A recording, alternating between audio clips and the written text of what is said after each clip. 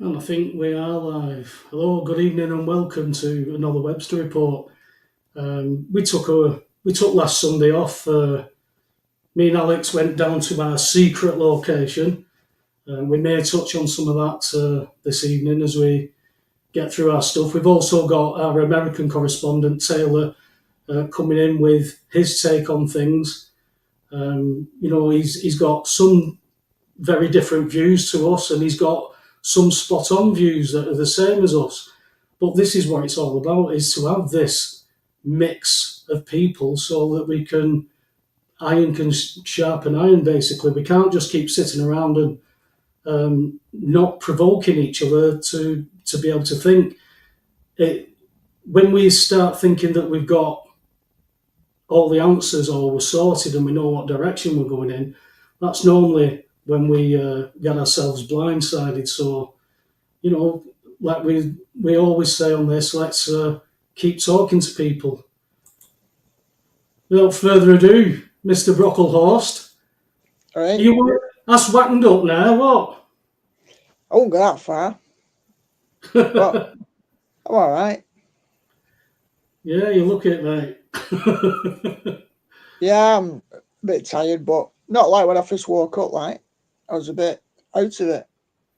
Well, like I was saying at the start, then the week away that we did in our secret location, it was a bit of an eye opener, wasn't it? Well, you could call it a bit of an eye closer as well.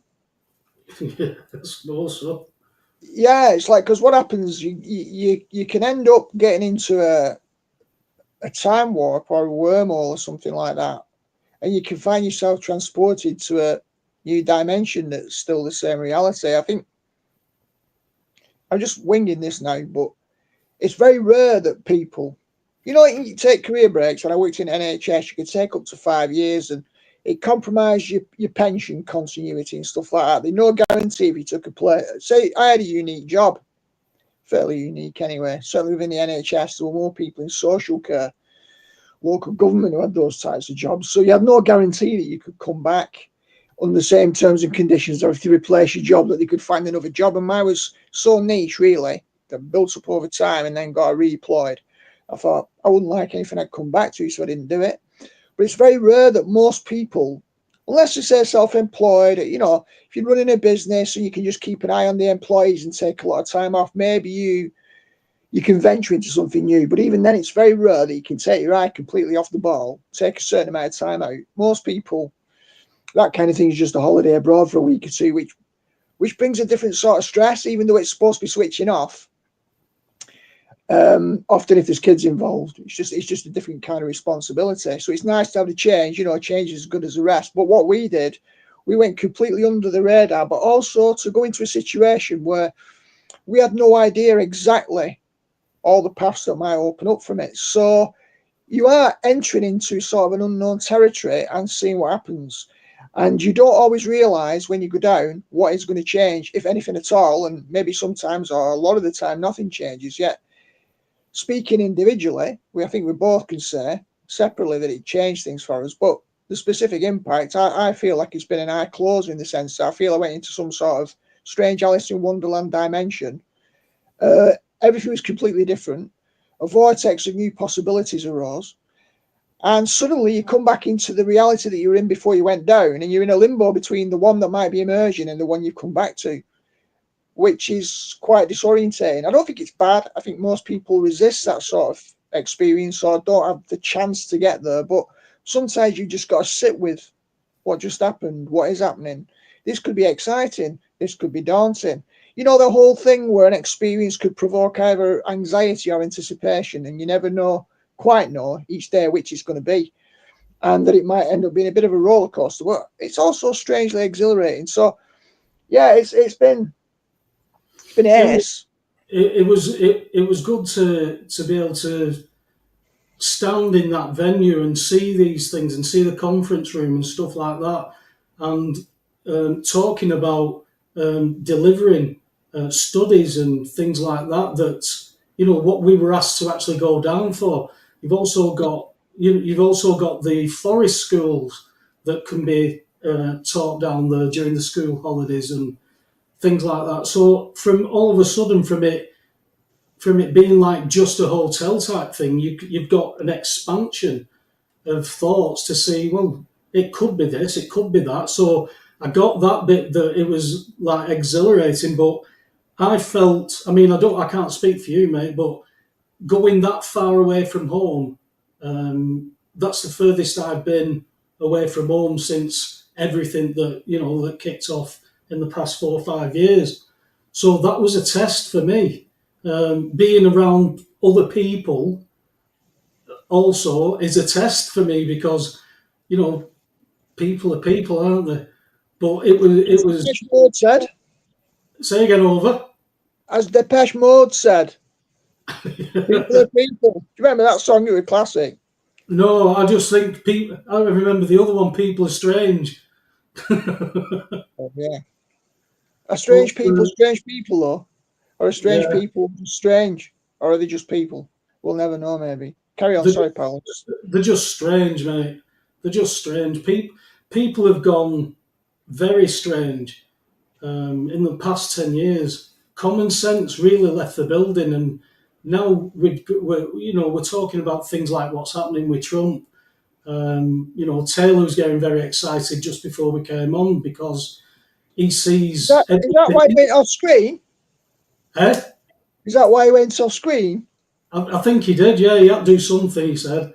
Come back all out of breath. But he was all excited because Trump is clamping down on things. He's going to touch on this when he comes on that at the podium, he was saying that there's no federal funding going to these states that still allow biological males to compete in women's sports. And it was the state of Maine. And he said, "Is the governor of Maine here?" And she put her hand up and said, "Yeah." She said, why are you still letting biological males compete in women's sport? If you don't stop it, you won't get any federal funding. And she said, "Well, we'll go to court." He said, "Because it's federal law." And he looked across at her and he went, "We are federal law." He said, "You will not be getting any funding if you don't stop this." And then he said, basically, "You probably won't be governor after this. You're done in politics." So I can see that America is being built up for this, this golden age, and we've heard about this golden age for a long time. That's why I think, again, I'll always say we've got to look towards the bigger picture. Yep, definitely. So, well, it was certainly some interesting time when we went down there, Paul, and we're going to be going back. Yeah, I think if people put the funding in, and we've got people who are making offers now, people who are interested. I've still got to reach out to a couple of people, but if it's God's will, it's going to happen. And it's very strange how it's already happened like this because somebody who would never have thought of doing this has suddenly ended up with a 15, 20 bed hotel with massive grounds and surroundings, from, as we were saying, forest schools to bell tents and working with nature and all the stuff that comes with these kinds of things. But to have it as to be able to hold talks and conferences and stuff like that, I think you're going to get a unity of people. And if the theme that is coming through there is about Christianity, and we have to still redefine that term because you can't just say you're a Christian because you go to a Catholic church or something like that. You've got to really be honest with how you're walking in life. It's the doctrine that people are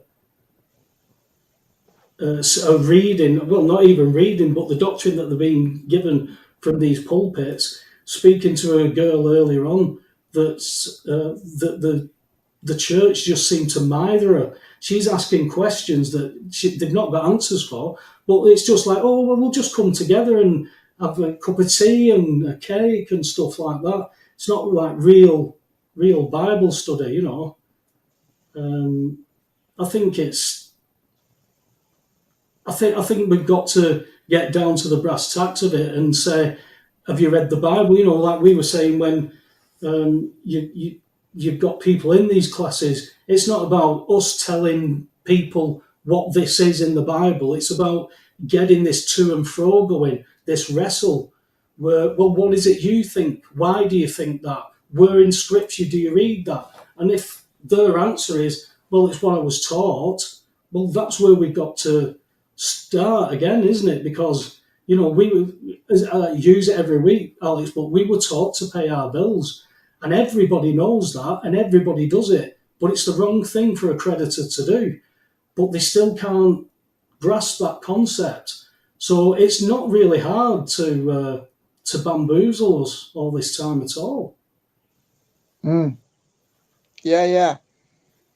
I think that there's a lot of things that you could say as ways of framing a lot of the key points that we encountered when we went down there. And I think this is relevant as a maybe an overarching theme.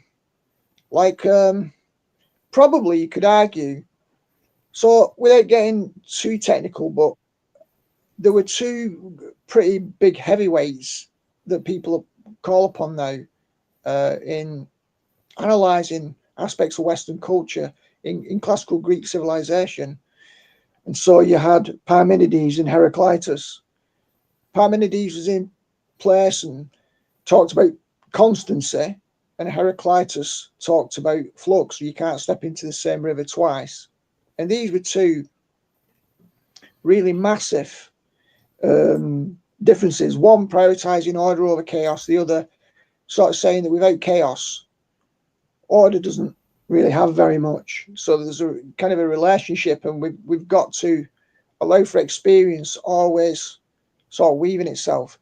And there were some aftershocks from Heraclitus, and there have been some fairly modern commentators in the 20th century. One of whom was Karl Popper, famous German philosopher of science, who said we still haven't fully recovered from the seismic aftershocks of Heraclitus. And I think something similar can be said of in the DNA or the sinews of humans. For a long time we were tribal, and if you look at identity politics now, we've regressed to a sort of tribalism which seems unnatural in some ways, whereas it was inevitable and automatic. It was an outgrowth of primitive culture, and you can see it in lots of ways. You saw it in some senses when Hinduism was replaced by Buddhism. So that's in the Far East. But in the ancient Near East, when the Old Testament prophets rose up at a roughly similar time against the Levitical and priestly structures, it's like a lot of the laws that had arisen, or a lot of the religious formulations, and that's not just within the Judeo-Christian tradition, right across the world, started off more primitive. Human beings started to be marshaled by laws, and there were certain advantages to laws, like rituals. You could meet, I don't know, let's just say weekly, and you could enact rituals and then go about your business again, and laws would regulate you. But you didn't have to individuate very much because you followed prescriptions, and that's how you kept the society together. But then you could be overly prescriptive about these laws, overly rigid. And then in religious worship, it was like, well, the prophet said, well, you can't just have these prescriptions and just hide behind them as a group. So the tribal thing started to shift as human consciousness individuated more and more. So we began to displace elements of tribalism with individuation, which in full-blown Western society has become individualism, which has kind of started to lose some of the benefits of the social cohesion. So that it seems to be like that we start off with collective mentalities, and this applies, say, within feminism and views of marriage, where at one time, if a woman in a tribal setting had thought about having an affair, the whole society would have frowned on that. She'd have been expelled from the protections of the tribe, and it might have cost her and a child their life. Whereas now the state welcomes this kind of thing, and this is why, no offence to any of the ladies watching, it's just a cultural shift. Many men now get screwed in the courts, so that it's become totally unfair and totally warped the other way. And then men become fearful of getting married then, because they know if at any point there's any dispute, he might lose everything, and he might have brought that into the relationship, and all his assets are halved at least, if not worse. So there've been lots of massive changes as we've moved from some of the good aspects of tribalism, which protected us in some respects, but we also lost, and moved to individuation. And it would appear now that we're needing to move more back into a balance where we've got the best benefits of the fact that we've been able to individuate and not just follow the crowd. In other words, we don't have to automatically be a sheep. And yet, even in a culture where in the West we've had so many opportunities to be individuals, at the end of the day, most people still have chosen to be sheep. It's a strange blend. But if we can find our way back, then we should be able to get a blend between the best elements of the collective and the best elements of the individual. Now, that is something that's important in the church, because the church itself, by and large, has been stuck in similar cultural factors that the rest of the world has. So the tribalism, the sheepism that you see, like once COVID happened, most of the church had been institutionalized and bureaucratic. They just fell in line. You couldn't have these dissenting voices. We just follow the party line. So everything had been co-opted. So this is one of the reasons why this project, I'm finally getting round to after the explanation, it's made up largely of people in vision who are a little bit waifs and strays, who've been on the fringes, on the periphery, who've not been able to fit into those normative contexts. So we're kind of coming together without any official or authoritative church structures and hierarchies. So we have a different set of problems to navigate. We've got to work out, because we can't just fit into some sort of nicely pre-existing hierarchy in which we all know our place. We're all establishing what that will look like and how the dynamics will work out. And it's a different sort of adult challenge to actually work out side by side with somebody else where the boundary is, rather than just coming into a prefabricated structure that everyone knows a place and slots in, like a football team in a formation. We've not got that. So that's both challenging, and it also provides a number of opportunities for people who've got the strength to be resilient and to adapt. So it's forcing us to grow, basically, I think, in short, and to hopefully bring together the best of our individuation process, where we've all been on the outside. But yet, to become on the inside, we can no longer just be maverick winging it on our own. So we've got to work out how to come together as a cohesive unit, as well as bringing our individual conscious awareness and skill set. So been very interesting, and I think for me it's a recipe for expanding faith, taking risks, because for that you need a safe environment, and that place is beautiful, safe, and a lot of things could emerge from this. So in a way, we've just been very blessed, I think. Just going back to when you said no offence to any of the ladies watching, I understood 10, 15 years ago when I was in the court system that the women were always the ones that they rallied around, especially if they got a woman who absolutely hated her ex-partner or her ex-husband.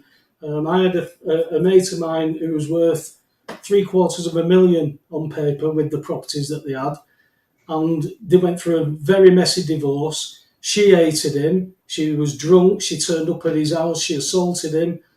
And she still walked away with 2 properties, and one of the biggest ones from it. I think he ended up walking away with about 54 grand out of a possible 750,000, and the majority of that went to the barristers, because even though she wouldn't turn up for the hearings, the barristers had still turned up, and they still needed paying, and then it had to be adjourned and reconvened, and they'd get paid to come in again, and she wouldn't turn up.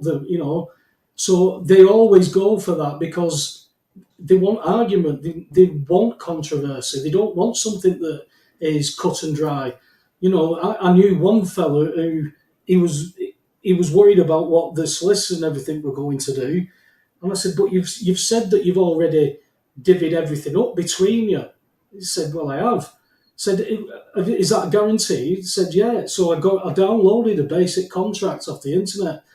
I said, "Let's fill it in." We filled it all in. said, get it witnessed and signed, and get her to read it and get her to sign it with her solicitor if that's applicable. And Yeah. gave it to his solicitor, gave it to her solicitor, and he said, "This is what you've agreed on, even down to who got the cats." He said, "Yeah, that's all agreed upon." It was done like that. There was no solicitors' fees. There was no barristers. There was no arguments. It was all just completely straight off the slate. So if you've got no argument and you go with remedies, then there shouldn't be anything to fear in these courts. The problem that we had is in 2008, when all these courts went bankrupt, they all become LLPs. So now the private companies trying to make profits, and they have to have us as customers. Now, Yeah. as I've always said, even though we haven't got a B&Q anymore, B&Q's manager didn't come running out the car park, grab hold of somebody, drag them in and make them buy a hammer and some nails. They went in and bought that if that's what they wanted. But the Majesty's Courts and Tribunals Service said that you have to accept our services. There's nothing in law that says that, unless it's all under commerce. And that's where we have to understand where we've been taught to act a certain way in commerce that gives these people full authority, down to what we've put on the application forms. So we've been taught something that comes from like the Prussian education system that Rockefeller then developed and then put it out to all, the Prussians were running out of people to join the military, so they needed a structure for the kids. So 1800s, these are all going to school, these are all being taught. Well, if you look at the school system and the prison system, there's not much different. Put your hand up for a toilet roll, put your hand up to go out, leave your cell, all this kind of stuff. It's exactly the same, Alex. So it's easy if they've got a set of kids to teach the kids. When the kids grow up, they'll teach their kids, and so on and so on. Yeah. Well, should we give that little tidbit then to Dennis? He's commented a few times in chat, wants to know where we were. Should we say the town where we were and just give a bit of a clue? Has he been asking? He was asking earlier, yeah. So I thought, we could tell him. We're not going to do 20 questions like what letters does it begin with or I spy or anything. But I thought, Well, they talk funny down there, don't they? The ear. That's where we were. Yeah. Yeah. Yeah. Are we going to give any more? Are we going to give any more away? Would you like to give any more away just yet? Yeah, let's do it, eh? Go on then. I'll got Leon and advertise it. Right, well, it begins with I. So there you go. That's I think that's a big clue. Yeah, Paul Robinson, can he guess? Unless he already knows. I think he might know. I think he knows somehow. I just think he knows because I think I told him. Denny's got Devon at least. Well, all right. So we're getting there. And Beatford's gone for Cornwall here.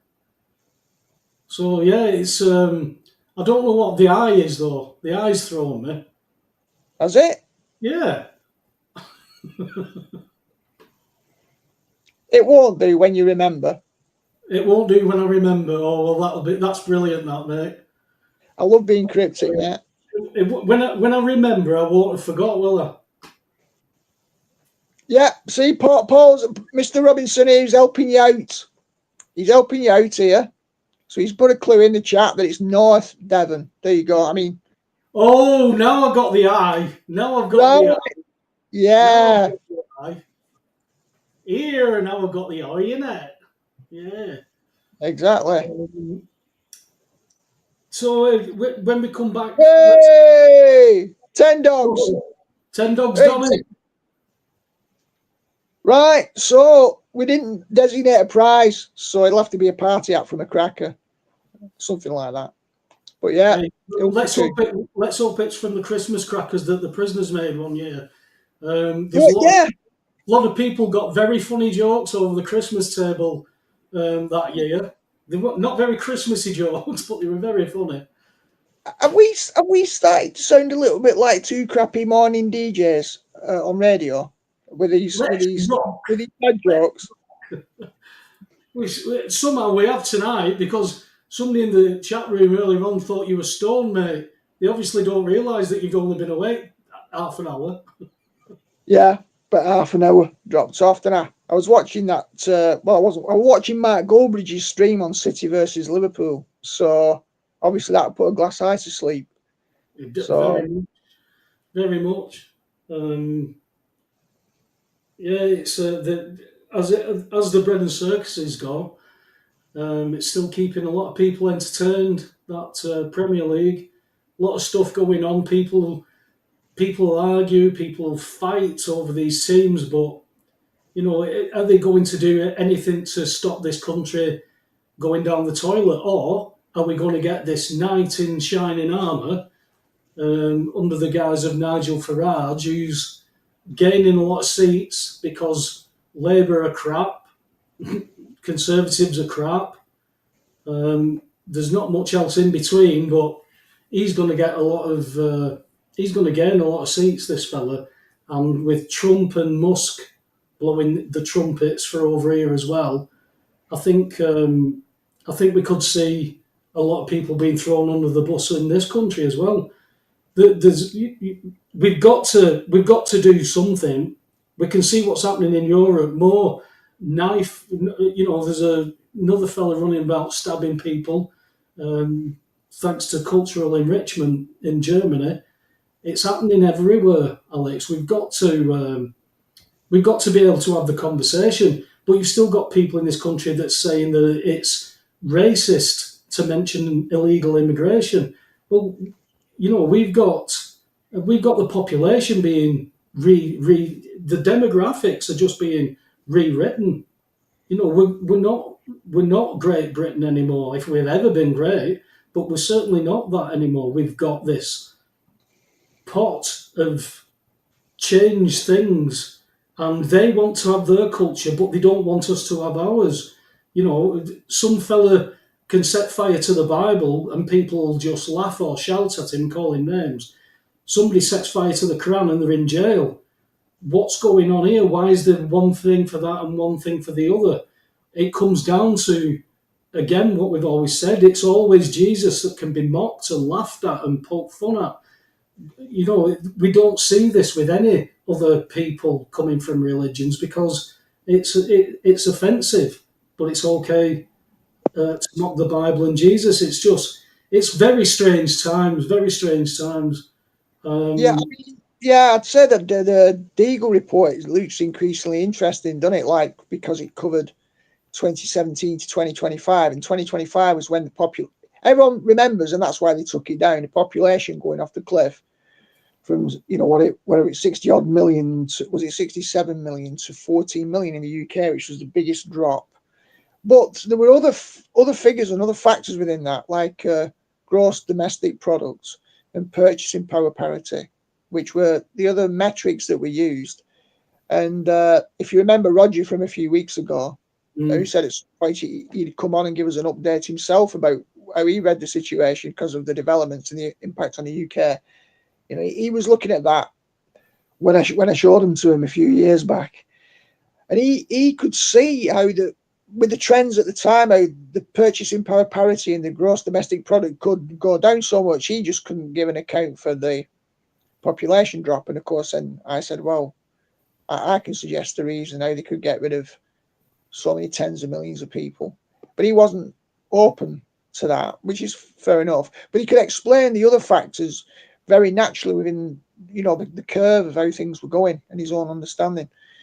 So how far that tells you, because that's a military connected website with lots of different inputs, I suppose, and they're very accurately, are these just predictions? Because they seem pretty much spot on in many ways. So how did they know? Trends. It's a trends forecaster, so it's not actually just predictions. They watch the trends and they see spikes and they recognise those patterns. Is it plausible that depopulation could happen? Is it happening? I've never seen as many people suddenly and dying, and now we've got the Daily Mail of all papers are saying that all these vaccines have been causing issues. They've caused this, they've caused that. This is mainstream now. If we were saying that 4 years ago, Alex, we were giving out misinformation. And now the Daily Mail's saying it after they promoted it all. So Yeah, it's like, we won't remember these things. We won't remember that Matt Hancock has shares in Midazolam, and we won't remember the amount of elderly that were put straight on palliative care. And they weren't yeah, even yeah, on palliative care very long because they'd be dead. And yeah, we yeah, watched them do this, and we waved at our old people through plate glass windows. People have got a lot to take responsibility for, and you can't keep blaming other people for not letting you know. You know, everybody could have found out about this stuff, but they all said, "Oh no, you're a nutter, you're conspiracy, blah blah blah blah blah." All the same old crap that I've heard for 15 years from people who say, "Oh, I don't look at the world. I just want to stay in my own bubble and do this and tell some jokes, and I don't want to know about the real world." Well, you know what? I've got things in this world that I want to fight for and want to protect. But you can't. But you doesn't mean you can't talk about it and bring the subjects up and let other people deal with it. One man can't do anything on his own. You can only do what you can do. What else is there, Alex? You know well, how many times do you sit with people now and the old amiable Alexander DeWitt Switzerland just doesn't quite cut the Switzerland anymore because even somebody as amiable as you's had enough of it. yeah, yeah. I mean, yeah, no, that's a good point. I think the pressure's on all of us, and we'll all have a sort of a crack, a stress and fracture point. I think the only way, regardless if you don't have a very clear template about what needs to be done, because everyone thinks if they're in charge, the world would be a better place. I mean, that's hardly profound. No, everyone's going to think that. Hitler thought that. Many other people think that. I'm no doubt Joe Biden thought that. But the question is, can I carve for myself? See, if you look at the external constraints on your freedom, you'll be a prisoner. Because there's always going to be somebody, like the government, biggest bunch of robbers ever. I mean, look at the principle of taxation. Why should the government be able to say every time two private citizens decide to engage, or human beings, let's not call them citizens, it's part of the problem, decide to engage with each other, want to engage in private commerce or interaction on their terms and their terms alone, or exchange one thing for something else? Why does the government that we would appoint to administer bureaucratically resources on our behalf, why would we believe that it's okay for them to demand a cut of every transaction's value, force it to be monetized through digital, and then misappropriate those funds, say, oh, we haven't got any money. We haven't got money. We're going to have to put this tax up and that tax up, and we can't increase the income tax threshold. We're pushing people into these tax brackets. So we're micromanaging and redesigning the economy. But you just have to, we say jump, you say how high. But then we'll say with no money and give billions to Ukraine in a long-term pledge. So once it gets to that level, it's so corrupt outside yourself that if you took the equation further, you'd say, well, I'm even more powerless now, which means we can't take our definitions of powerlessness seriously if we just define them in terms of the things outside of us that constrain us, because there are always going to be these forces seeking to constrain us, remove our freedoms, you know, stick a line in so that we can, like intravenously, so they can just parasite off us and suck all our nutrients while they're doing nothing. So they're not going to stop doing that. So for me, if we want to be free, we've got to be creative enough to carve a niche. Like, for example, let's just say you think the churches are corrupt, but you have a faith. You go, I can escape from the world by getting part of the church. But then the church has got the world infecting it, so you can't escape the world by joining the church. So then you have to leave the church, and you go, oh, I can blame the world or I can blame the church. It's always possible to lament why things are bad for me because of all these constraints. But the question then is, well, leave the church. That's what John Wesley did. He was an Anglican, and he had this conversion experience, and then suddenly they didn't want to hear his message. So he went out preaching to the miners in Cornwall, funnily enough, of all things, down in the tin mines at 4 a.m. while he went to work. He found a way. Now, eventually that morphed into a new structure, Methodism, and so you reinvent the wheel, you create over time, the same bureaucratic obstacles and barriers to people, and somebody breaks away from that again and tries to free themselves and becomes independent this and independent that. And then you have sects and cults because there's that many of them. But you can see the process, can't you, between having a containment or a commitment and having the freedom. It's like, you know, you get married, you lose your freedom. But if you have your freedom, you don't get the benefits of marriage. So this dance happens all the time for human beings, getting that right balance. But I think we've been too stifled. We've got too much of the things locking us into commitments bureaucratically, where everyone has the same mindset. When in Rome, do as the Romans do. And people have lost that sort of creative, innovative ability to, should we say, eke out a space for themselves to operate. You know, we can't any longer just dream that the people around us are going to be benevolent enough to say, oh, would you like a pottery workshop here? Let's give you some space. Let's facilitate you. Let's promote your process and just you get on with it and see what you generate. That's not going to happen. So we have to find a way within the constraints to make a space for ourselves to follow and develop our own vision. That is a lot of steps. It's hard work. But unless you want to do that, unless you're prepared to do that, you will feel stifled. People will put a mask on you. They'll muzzle you. They'll shut you up. They'll shut you down. This is what we know. So I think you've got to be especially creative. Like for us, when we went down to Ilfracombe, we didn't fully know what to expect, and we'd not known for a while, sitting on our hands. Well, I don't want to move unless I know it's definitely the right move. Yeah, but how will you know it's the right move? But in the end, at some point, like God said to Abraham, get up from where you are now to the land I'm going to send you. And that's all you have to do. You just have to. And okay, we can look at that spiritually and obedience to God. But essentially, when you strip that back, and even you could take God out of it, it would be when you get an impulse or a vision, do you take a risk? How much do you speculate to accumulate? How much do you say, you're playing pontoon, stick or twist, stick or twist? Oh, I've got 16, I could stake, yeah, but I'm probably not going to win. How far do I push it? When there's a bigger chance I'll get a big number and go bust. That is life. That's the parable of the talents as well. And you can configure that whichever way you want. But life's a gift. The question is, do you want to build a pine box as soon as possible, jump in it, say, I'll just wait in here till I die? Or say, I'll tell you what, somebody else can make the pine box and plan everything when I'm dead, and I'll live now. So those are always decisions that we're making, whether God's in the frame or not. But I just think the God question makes it a lot more interesting, because for us, although it seems like a big leap of faith, the rewards could be exponentially higher. And especially when you see every step of the way, oh, I'm going to take a punt here, it's going to take a leap of faith, I don't know where it's going to go, it could backfire, and then it doesn't. And another door opens up, and then you start to feel like you're being led every time you take those steps of faith. Then you're actually working with something that you can't see, and then you build a sense of momentum. Whereas if you just sit on your hands, like in the parable of the talents, yeah, I'm going to bury this and not do anything with it. Well, then when the master comes back, all you can do is dig it up and give it back to him, and he might not be very happy. I think you're right.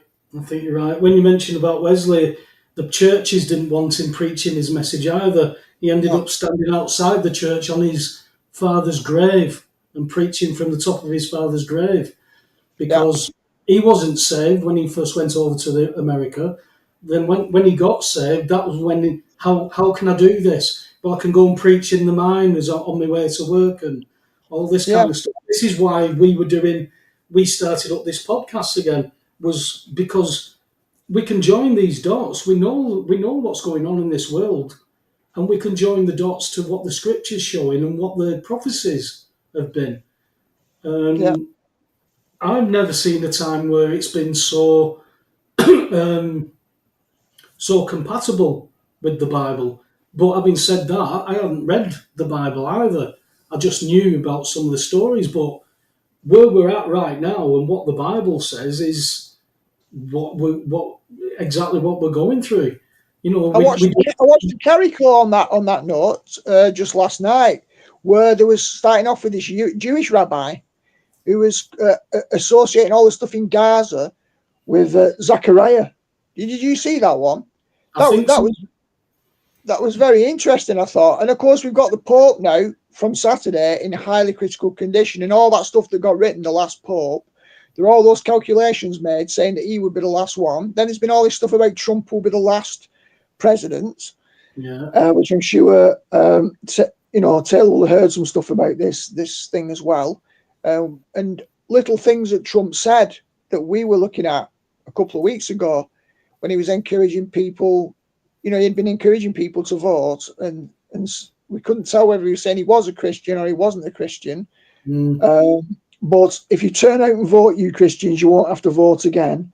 And that was like really interesting and a bit cryptic. It sounded like it could be portending a whole new infrastructure, a new golden age, that where the structures were totally revised. Now, where's that come from? It sounded cryptic, and you could have said he didn't mean that, but it sounded conspicuously like that. In which case, from whose playbook is he singing? Has he just invented that himself? But a lot of these things do, that plan to clear out Gaza and develop it with Mr. Kushner's idea as well. And so basically, we'll just we'll reappropriate these people somewhere else, and we'll just sort of empty this land. Could be seen as fulfilling some stuff in from the Old Testament. So definitely, there's a lot of interesting stuff going on with the biblical and the overlap with what's going on in America. I know Taylor probably won't speak to the biblical aspects of it, but yeah, there's definitely something there. It's not just a simple picture of, oh, this is what's happening in world events, or this is international relations. Definitely not. Without further ado, let's bring on our American correspondent. How's it going, everyone? How are we doing? Yeah, it's going. Wait, what? Go ahead. No, just saying how you're doing. What have you got for us this week, pal? Well, oh man. Well, nice to see everyone again. Glad to see that everyone's doing all right. Oh man, we got winning, and more winning going on in the world. That's all I can really say. In a short version, if I had to go a bit more in depth on it, well, we got yet another, as if we needed another, but we got yet another QCOM when Kash Patel got sworn in back in 2018. Here, actually, let me share this if I can. It's just a screenshot. If I can just do that real quick. Window and to here. Here we go. Right here.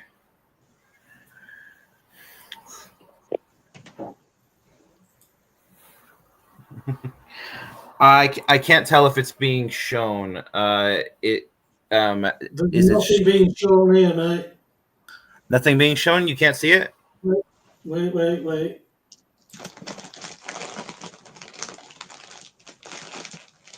Can you see that now, Taylor? I'm looking at my screen. I can't tell if you're sharing anything. The one I'm sharing your screen that you've put up. Okay, yeah, you see the picture, the Telegram picture. Yeah.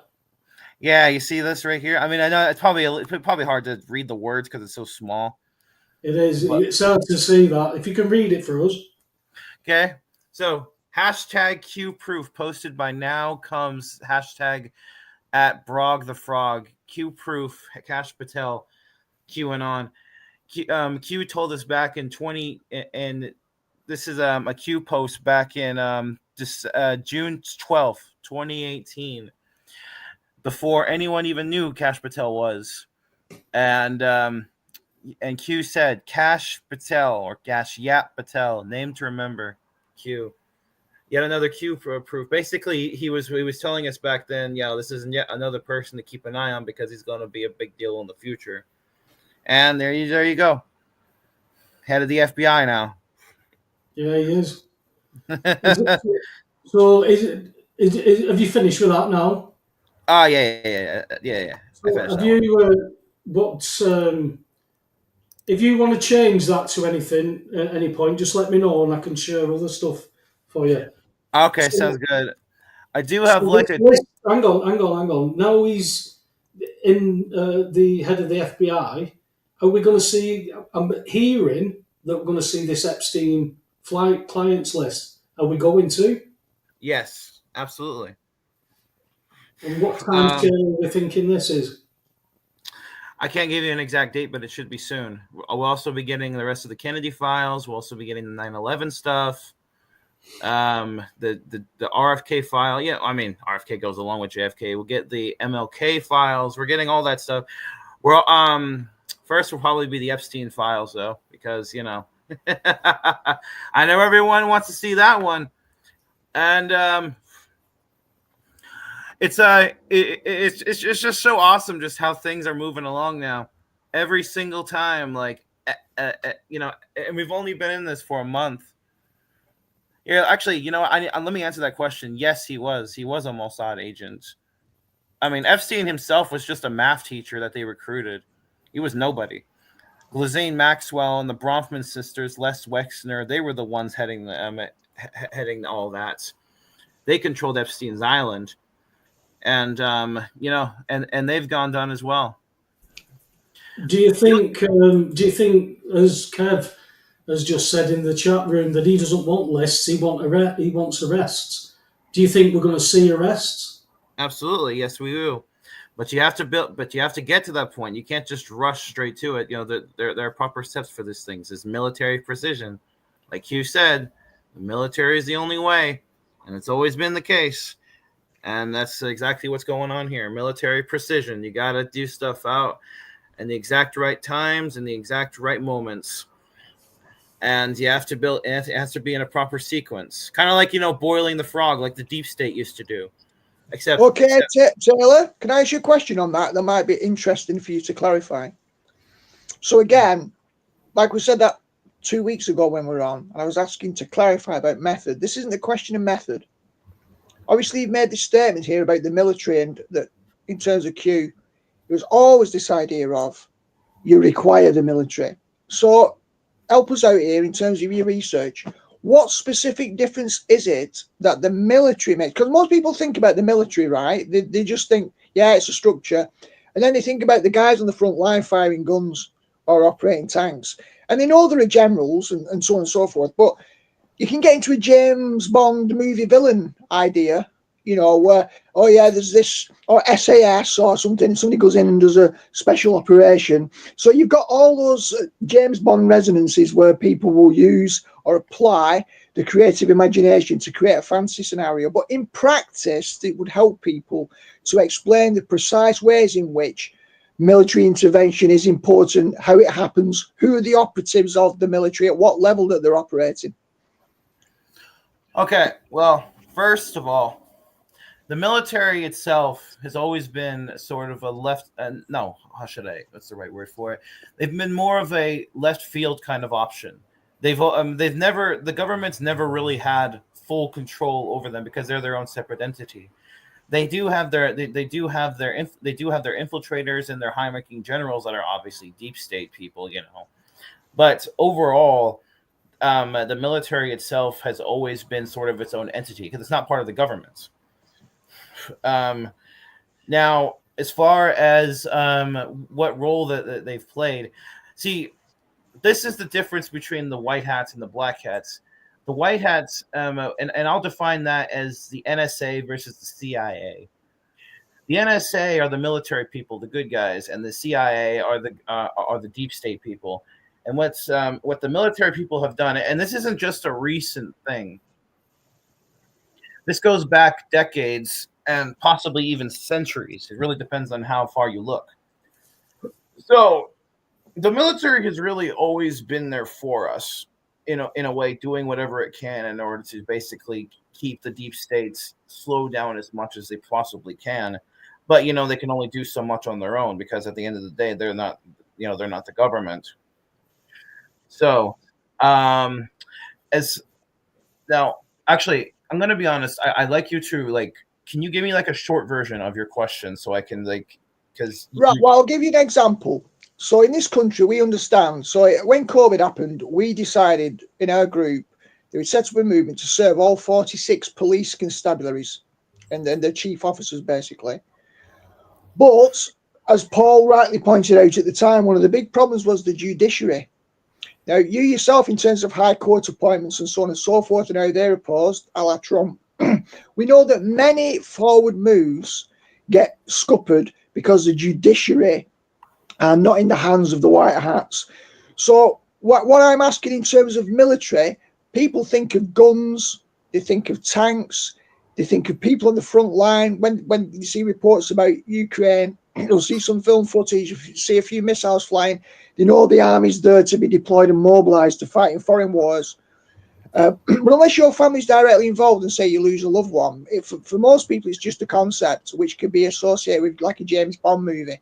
What I'm asking is, how are the specific mechanics of, say, the judiciary? If the judiciary is a cork in the top of the bottle, we might think that what happens is, over time, over years, military operatives act covertly, like in a James Bond movie, to subvert the judges in some way. Because what people are interested in is the operations of power.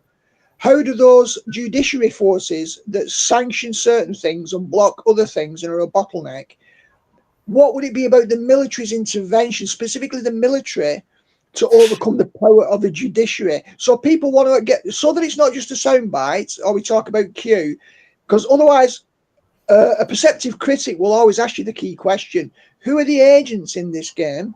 Why do they have clout? Why does it take so long for that clout to take effect? We can say, oh, it's a big plan, right? But that doesn't tell me anything other than it's a big plan. So people still want to know who are the movers and shakers, who are the key decision makers, what's the strategy. If you watch a game of chess, for example, you can look at it, tactics, strategy, make projections, review the game afterwards, spot patterns. So I suppose I'm asking this question in terms of, how have the military done what they've done? Why has it taken so long? And who are the agents, specific agents, who bring about the change, and how does that happen? Okay, so was that your short question, that, Alex? yeah, well, about this. I understood that it had to be absolutely drilled down into that. What, because we need to understand what the audience would need to hear to have the question answered, not just the person answering the question, because otherwise they could answer a question that wasn't the question to be beneficial to answer. It's the people who hear it kind of go, oh yeah, that makes a lot of sense, Alex. Who are these people? Which is a question we get asked a lot as so-called conspiracy theories. Who are these people? Who is this we? Who is this they? Yeah. So, see, when people, like you said, when people think of the military, they usually think of guns blazing and all that good stuff. Yeah. Not good stuff. But so it's, I should redefine it more as military intelligence, because the military is more than just go and shoot people and blow things up. They have they have intelligence assets as well. And that's what the NSA has always been, the National Security Agency, or no such agency, really. The CIA is similar too, except, of course, the CIA has always been deep state. Now, if we're talking about the answer of why has it taken so long, well, there's a bit of a yes and no to that. First of all, like I said, the military has always been doing its own thing to try to mitigate the deep state efforts as much as they possibly could. But the reason why it took until Trump for them to actually seriously be able to fight back against these guys is because they've never had any kind of political or economic power whatsoever. They never had any clout. They were just dudes who were known for going across the world and shooting people, like you said.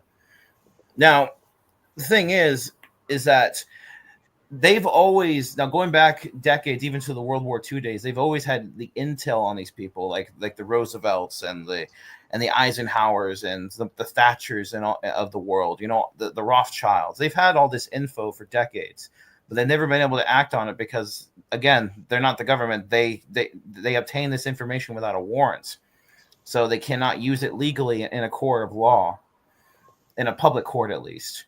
Now, as for how should I put this?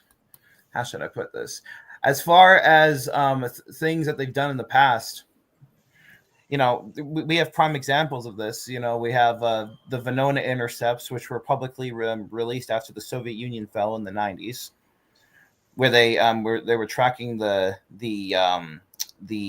messages between Roosevelt and Stalin in the Soviet Union. And that's how they were able to discover that the Roosevelt State Department was full of communists.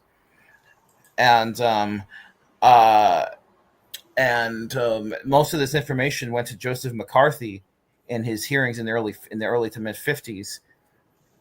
And so they tried using their agents, but the thing is like, what president are you going to give this to? You're going to give it to Roosevelt, Truman, Eisenhower, Johnson, etc.? No, they're all deep staters. So at the end of the day, you have the information, but you can never do anything with it. And that was until Trump came along, and basically once they realized where the 16-year plan was going with Obama and Hillary, they realized that they had to act. That there was no more time to sit around waiting or twiddling your thumbs. You have to act, and so they recruited Donald Trump, at least as far back as 2011, if not further back. And then that leads into the planning, everything. Obama tried to, and the deep state knew this was coming. That's the thing. The deep state knew this was coming. That's why Obama sacked all those generals back in 2010, 2011, something like that, because they knew what was coming. And when Trump came down that escalator in 2015, the neocons in them, they knew what he was. They knew that he wasn't just some dude that was that came out of nowhere. They knew he was military, and that's why they all turned on him. That's why they all banked all their chips on Hillary in the 2016 election. Thankfully, the military was able to suppress just enough votes, voter fraud, in order to get Trump elected in 2016. Did you see Trump talking about the the people who were on the electorate who were over 200 years old? They were still voting. He'd never met them, but they were still voting. Yeah, I know what you're talking about. Yeah. And Well, the voter fraud is just immense. What they've got. I mean, up until at least Trump, anyway, every president's been selected. This is where it was interesting, Taylor, because it was either, as you say, it's a film we're watching that has been portrayed that Trump is the difference between that and before, or is the promoted difference. It's something that we've got to watch play out, particularly over here from where we're sat. You're going to have a bit more of a front row seat to things like that. But you mentioned Trump coming down that escalator. The Simpsons also did that while before. So do we see predicted programming coming out of these for all this?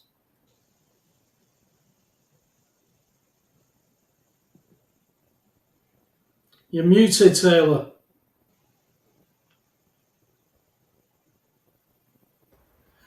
You have to give me a minute. Go on, Alex. What were you going to say?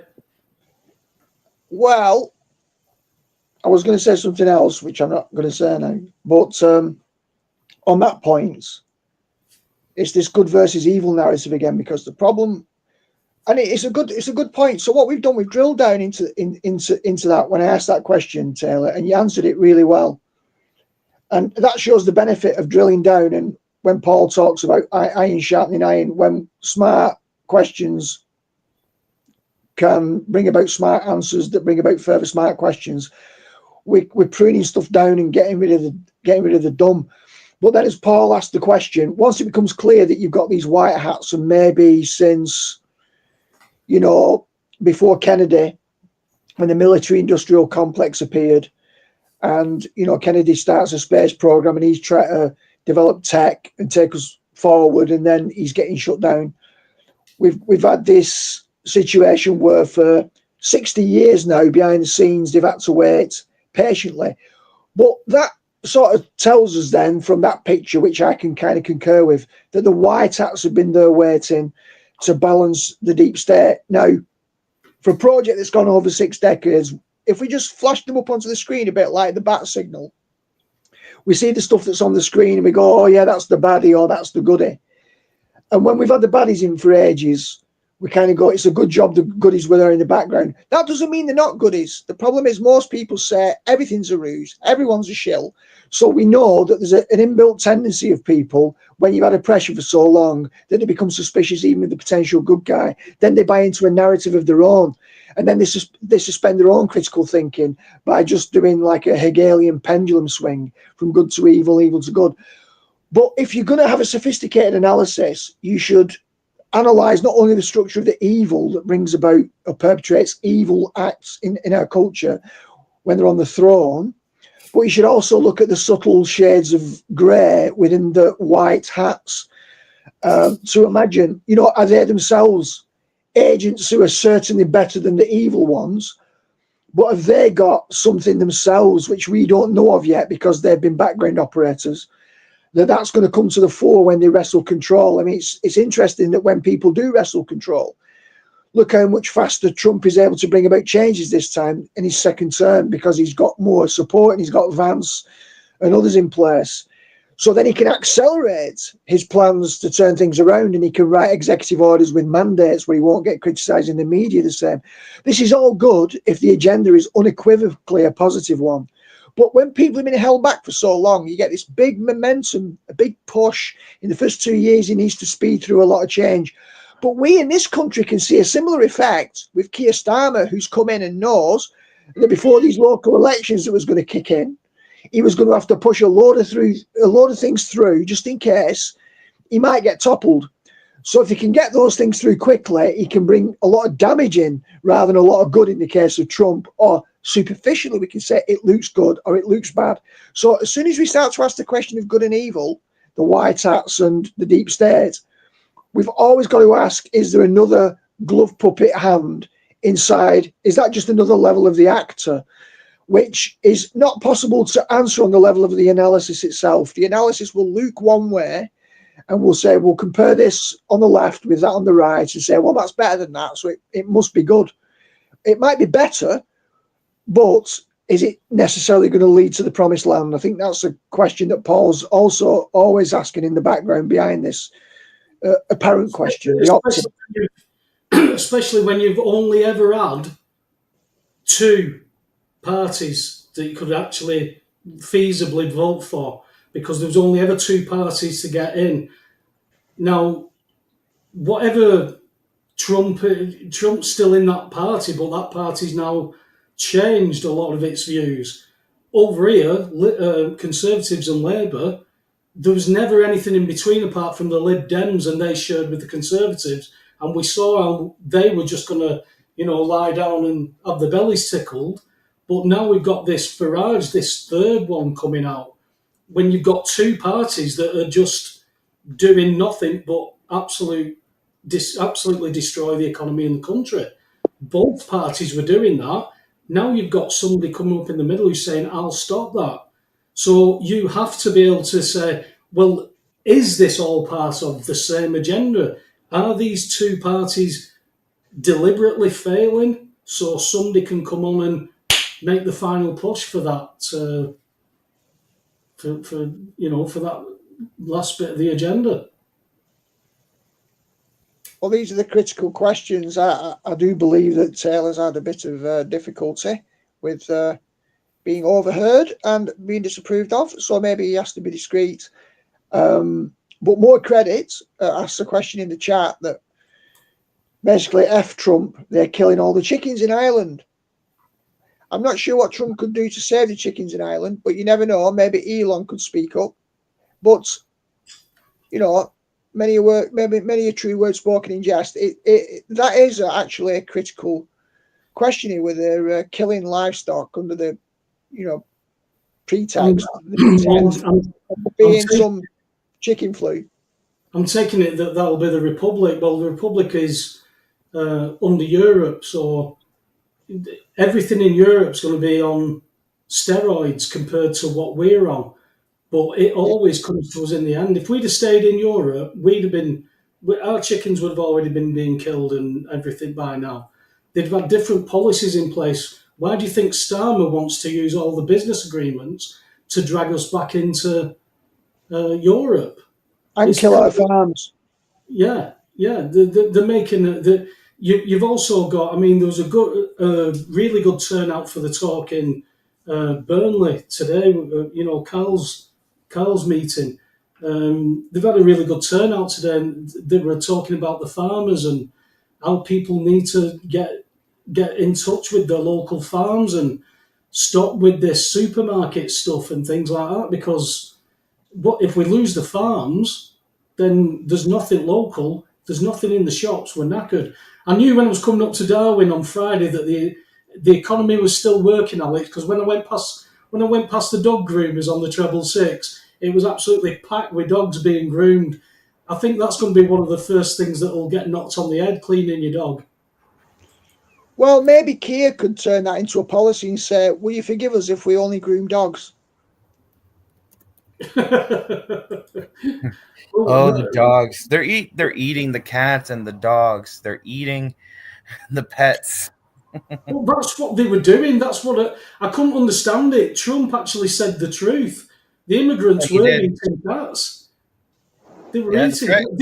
Did you see that where I think it was in New Orleans where these coppers arrested this woman and she had cat fur stuck on her teeth and her mouth. She'd been eating a cat.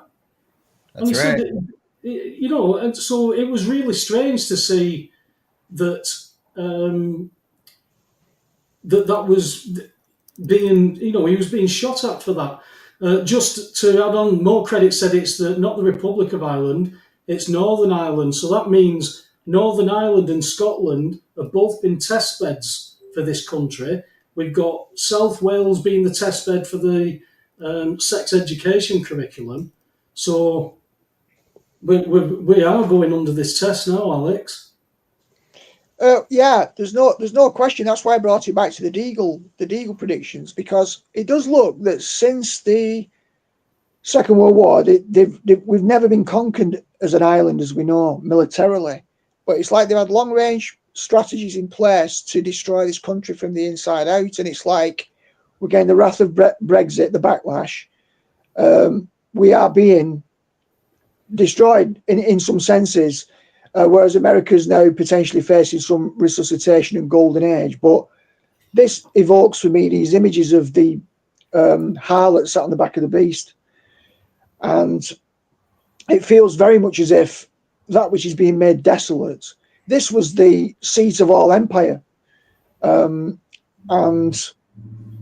it's interesting considering our very small size that we had such a big influence. So it does seem that we are being laid waste and punished on whatever level through whatever agency as that very significant bastion of Western Empire, which has now been displaced by the United States, obviously for, well, technically a couple of 100 years, but really since the Second World War, that's when they finally took over our assets and became the new empire.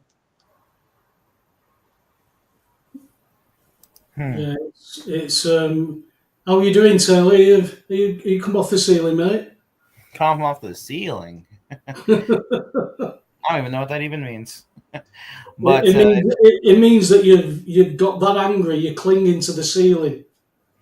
oh, That's what it means. I'm good. Yeah, I'm good. Hopefully there won't be any more interruptions. Hopefully. I'm sorry, but I lost my train of thought to your question. I don't. I'm probably going to have to just defer you to different sources, honestly, because it's a long-winded question for me to answer, and I don't want to talk for too long at a time because So I apologize for not being able to fully answer your question. If you're looking for names, I can link you some sources, but I'm not going to be able to say it out loud long-winded speech, if you know what I'm saying. Yeah, never seen Tucker Carlson's mum come on and tell him to stop talking about stuff. Man, You're our American correspondent, mate.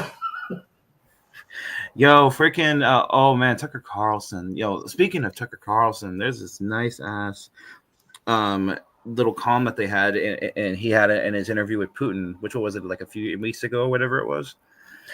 And he did you notice that he took his watch off at exactly 17 seconds? No. Another comment there. Yeah, they love throwing them 17s out because 17 is the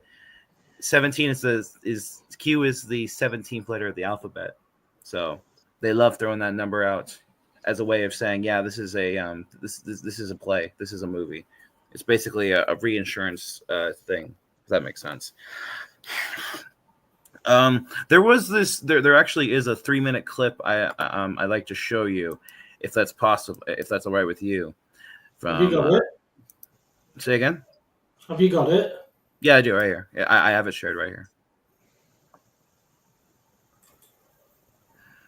If it doesn't play the sound, let me know. All right. Is it? Do you see it? Yeah. Okay. Absolutely, they do. Recovery and the punitive part of this. Absolutely, because you're already creating a situation where people are upset. As we talked about, you're creating a situation where people are reaching the logical conclusion. We touched on this yesterday. The last time I checked, it was somewhere in the neighborhood of like, I think it's 68, 69, 70%. It's high, of American families that don't have $1,000 if they had an emergency. That's staggering, right? You have record credit card debt, record housing costs, record energy cost. You've created this perfect storm, pardon the pun, of a financial situation. And now you have all these. And by the way, that's on the heels of 30% of small businesses just disappearing post-COVID. So you have this situation where you have a populace that is already really pissed off, and now they're seeing. And this is where we talked about back when the hurricanes happened, kinetic events, real events, and how they used the narrative to set things up, right? They used the $700 that those poor folks in North Carolina got at the same time they were funneling hundreds of billions of dollars over to Ukraine, although I don't believe they actually sent all that money. But the point is that's the narrative the public saw. Now, after all of this 4 years of all this financial desperation, now they're learning that all this money was not only just given away, but was embezzled. The security thing is absolutely wild. Again, is that being exaggerated? Probably. But Trump's rattling off, there's over 3 million people on the Social Security rolls that are over 150 years old, still getting paid. And Trump's seeding the narrative. He's like, well, we have to see if that money's still getting paid out. Of course, they're going to find it's still getting paid out. And then they're going to find where it went. And guess where they're going to find? It went right back into the pockets of the government. And then to Mike's point, now you've really pissed people off. Now you can move on to the phase of telling them that not only did they steal all that money, and they've already seeded it with USAID, connecting USAID to the NGOs and the Clinton Foundation and the media. Now the last step is now we stole your money, we embezzled it. Now we're going to tell you we used it to try to murder you during COVID. Now we can tell you we used it to put your businesses, to close your businesses. Now we can tell them that we use that money to traffic weapons, traffic drugs, and oh, by the way, we used your own money to traffic your children. And once all that comes out, there's not going to be any problem getting to the justice phase. So I hope everybody sees the roadmap because it's there. To me, it's very clear it's there. Who knows the exact timing, but just to remind you, it's February 19th. 1 month in. We are just 1 month into it. Okay, that's good enough.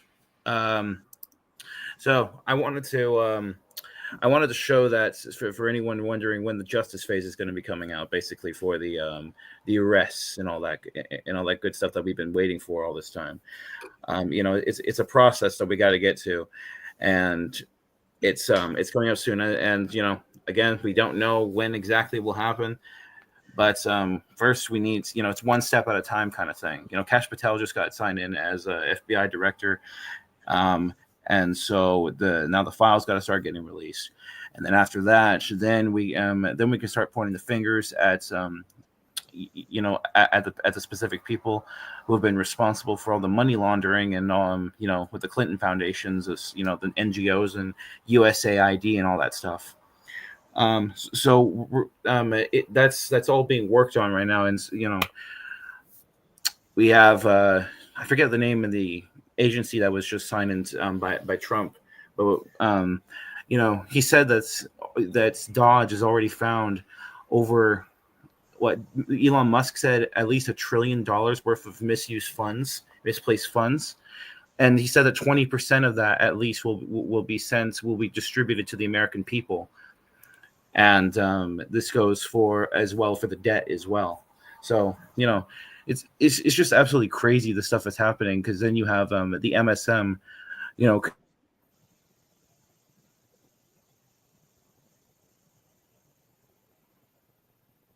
Because he froze. Unless he's been zapped by his mum. You crossed the line, son. His mum's turned router off. Hey, it could be. Joking apart. It could be. What I would say to some of that there, Alex, isn't it interesting that 2008, all our courts go bankrupt? So they all set up as LLPs, and that means that all our stuff of commerce now goes through Wall Street. They're in trillions of debt. They're about to go bankrupt. Now that they're finding all these trillions, they're able to start putting liquidity back in to their own economy. And if they boost their economy, that means our economy is not ready for collapsing yet. So they've got to go for this digital ID. I know Elon Musk is having this digital wallet thing, but they've got to go for this digital ID now. Yeah. Yeah, it's just, don't know. It's very hard for us, I think, to know. There's that much complexity. So I want to keep coming back and asking Taylor that question, just hoping we're not getting him into hot water by drilling down and asking these critical questions. But it's like I've got my TV on here on mute, so I can see out the corner of my eye. President Trump speaks to governors at the White House. He's doing a cracking job. He's doing a cracking job at the level that it's presented. But when people have had such a hard time for so long, when they've been under the cosh for so long with such insanity, you've got these questions of public trust where the whole of politics has been under suspicion and actually has only been kept alive because of the rump of the liberals and lefties who just buy into any narrative they're told. That's the only thing. I mean, the journalists didn't do the job under COVID, and they've not been doing the job for a long time, but COVID just showed it up. So the journalists have been propping up the system through a media fabrication, calling everybody who doesn't agree with their narrative fake news. That's only worked to a degree because momentum has increased against that narrative. So even that's breaking down. So then it's just the lefties who are left, even though the media are having to tone it down. Trump's driving this stuff through. So it's getting harder and harder for that mainstream narrative to maintain its grip. So a question I was going to ask Taylor next was, well, at what point do you think your average lefty that had a meltdown when he got in, and he's still having meltdowns now, and we all see it on our news feed, what would it take to convince them? You know, they are all insane through being hypnotized. What would it take to bring them out of their hypnosis? I mean, if Trump became some messianic figure with a halo, transformed himself completely into some Luciferic being of light, and started showing the masses with millions of pounds, you know, would they still say, no, it's a ruse? But in a way, that's what we're saying. It could be a ruse, but for completely different reasons. So everyone has the same problem of how do you ultimately, and this is a question I was asking to Taylor before, how do you establish that there isn't a hidden hand behind the marionette? Just because it appears to be evil or the deep state, well, then everyone goes, oh, it's a baddie. It's a baddie manipulating the glove puppet. But when something's presented as good, that tells me, and scripture tells us this, as we know, the devil comes dressed as an angel of light. We know that the risks are much higher. It's like when we had socialism and capitalism in something like the form that they used to be meaningful, everybody knew what the socialist policy, communist policy was compared to what the conservative or right-wing policy was. But the socialists were pretending that they cared about people and wanted distributive justice. But we saw in communism, no, it's communism whereby you all have nothing and we're the ruling class with all the resources. So it wasn't real communism. So at least you can trust those people who honestly tell you, or seem to honestly tell you, the true message. But they're the ones who are more suspect. They're the ones are nefarious. So once they identify themselves as nefarious, everyone goes, they're nefarious. It's pretty obvious. I don't think anybody believed that all this leftist nonsense came from the good guys. And yet that narrative prevailed. But once the positive narrative's on the throne, is it like a golden age where there can't be anything bad, wrong, evil, problematic ever again because it's just so good? Is that just their relief talking because it was so bad for so long? Or is there an objective good? Or what were the cracks in this picture? And people don't care about things like that when someone's just taking the thumb screws off you and you go, at last, all the evil's being purged. The swamp is being drained. You were right, Alex. That's why he froze. Yeah. His man turned the internet off. So he's right. So basically, he's undergoing He's under satanic oppression, mate. He's being oppressed. It's satanic attack. He's like, wait up, Taylor. You've not got a ball gag in, have you? No. What did you say sorry about?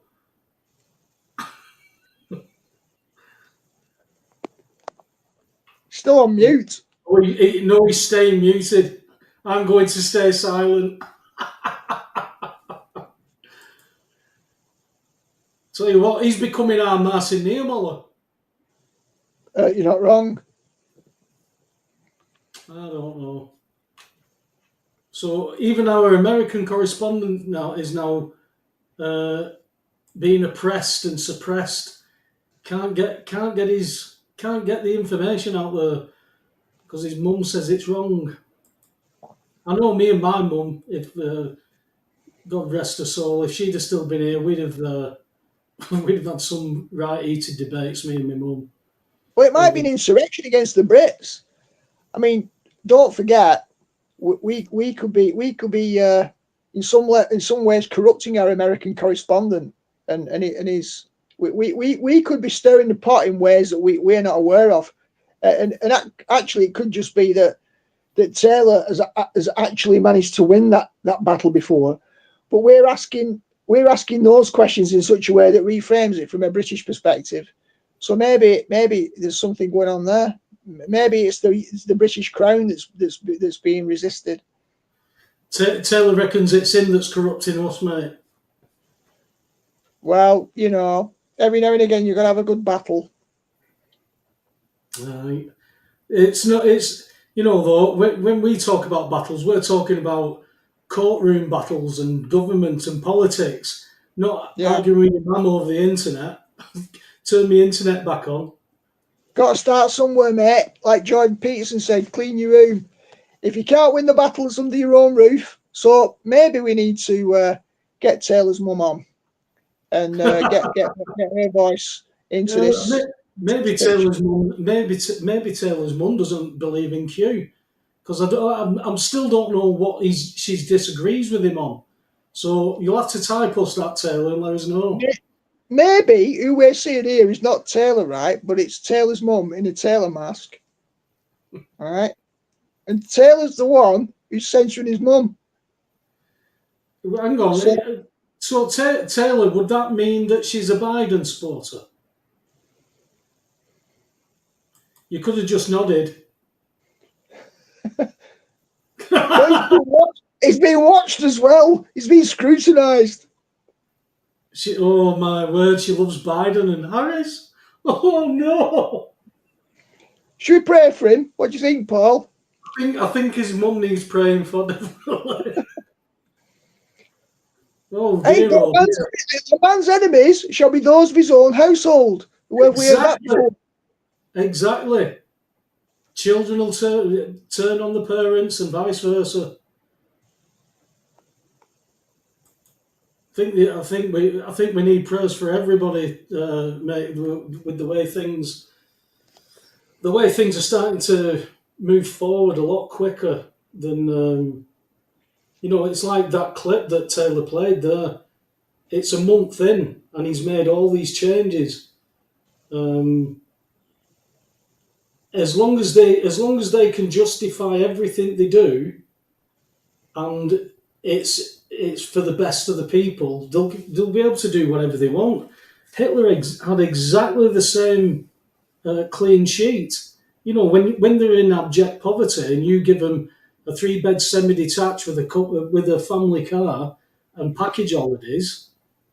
From that, you know, all they've got to do. Well, you've got to be in your house by 9 o'clock, and you can't come out until 6 o'clock in the morning. If you're out on the street, you'll be arrested, and all this. People will accept that once they've had enough. Right now, they're going after all the stuff that we had to put up with. You know, we had to put up with that George Floyd fiasco thing, where they were trying to say this man had been oppressed and had been killed by these naughty police officers. It had nothing to do with him being methed out of his face. He held a pregnant woman at gunpoint with the gun to her belly, all this stuff.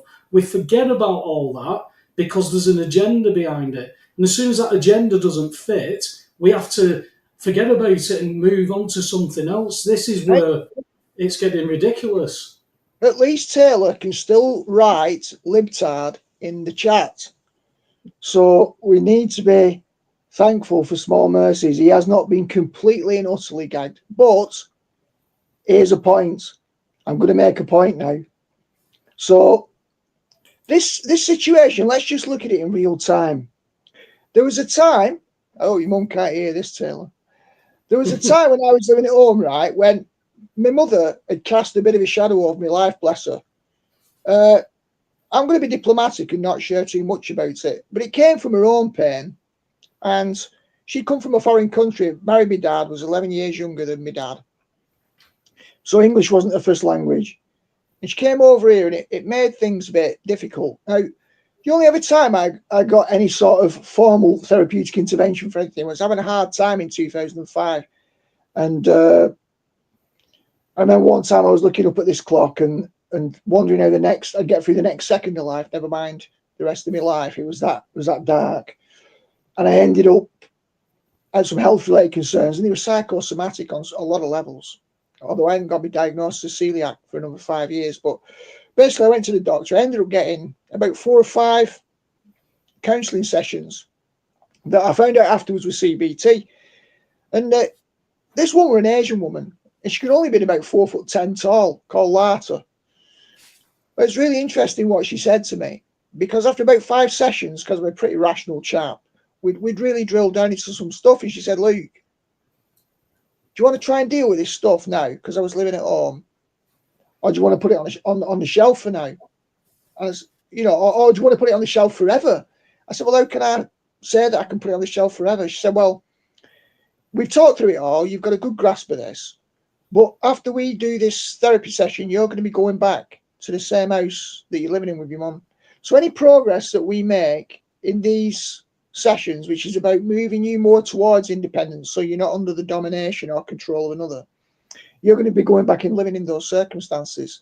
So it's for me, that became the point at which I started to realise. And a few months later, I mean, I had to ask, to be fair, I had to ask my mum if she'd help me out to do this, to buy a house, because she had a bit of cash. I took her a bit of a mortgage and wangled it. But I ended up with a house and some independence. Lots of big changes kicked in for me at that point. Possibilities that developed in my life that wouldn't have done if I'd stayed under the shadow. And it's ironic that I needed my mum's help, but she was perhaps recognising on some levels longer term, so she didn't scupper it. But I think this is one of the traditional conflicts when you're the progeny of parents who've got different views or try to constrain you. When you're in their space, it's very, very difficult. They're paying a bill for the Wi-Fi. They've got control over it. They're still treating you like the 3-year-old you were when you were 3. And this whole process of how to break the metaphorical umbilical cord is a challenge. Because often in this world, our economic situation depends very much on those protections, but then that becomes a bartering chip and it gets messy. So you have my commiserations on that one, Taylor, and all I would say is that's food for thought beyond the political domain. As Peterson said, if you don't, are you not able to exercise maximal control over your own kingdom and you're in someone else's kingdom, it's very, very difficult to have the full autonomy and realise your full potential. If you want to carry on further down this path of independent investigation, exploration, the last thing you need is shackling. And yet, you know, at the end of the day, you've got a roof over your head. So it's a fine balance, but respect for the way you've handled it can't be easy. Just nod if you're happy with that. He's nodded. Thank you. Yeah. No problem. This is what we're here to do as well, encourage each other, because beyond the level of the analysis of what's true and not true, or may not be true, we all bleed the same colour when you cut us. And if we can't support one another in that, in the face of trials, then what are we here for? But this is this is one of the big points for me. The fact of whether Taylor's mum's got absolutely opposite views to Taylor or not, if the conversation gets shut down, then nobody learns anything from anybody. It's the mute point what I was saying about the winter fuel payments, Alex. People were upset and crying that they'd taken 300 quid off the old people. Those old people shouldn't have been paying those bills anyway, so why are we arguing over a payment that was taken, which is only a basic loan, if you like, to a business to help it keep going? That's all they're doing. If there's a business failing, they can get a few kickbacks. They can help businesses out who they want to help out. But when it comes to helping the old people pay their bills, they're helping the old shopkeepers to pay for bills that they shouldn't be paying. Council tax is going to go up at least 4%. On people who don't, it's not applicable for them to pay. And we can argue about how we should write on these bills and do this with these bills. We need to get the justice. We need to get hold of this system. I forget who I was talking to, or where this information was coming from earlier on. The system is not the problem.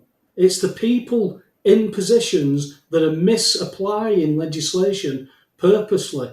And these people think that they're doing the right thing because they've been groomed into that role. And we need people to understand what those roles really are and to remove them and put other people in there. But even if Farage comes in on his horse with his knight's uniform on, he's not going to save that. He's not going to stop people paying council tax because it's only a commercial property tax. He's not going to stop people paying for the gas, water and electric after the benefits, after the taxes have already paid for that up front. And as a creditor, you should set off so we can balance. That's not going to come out, Alex. So it's been interesting. There's a private members association that's just been started up.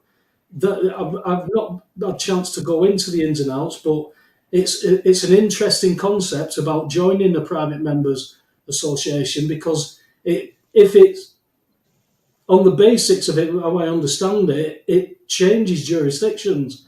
It completely takes people out of a commercial jurisdiction.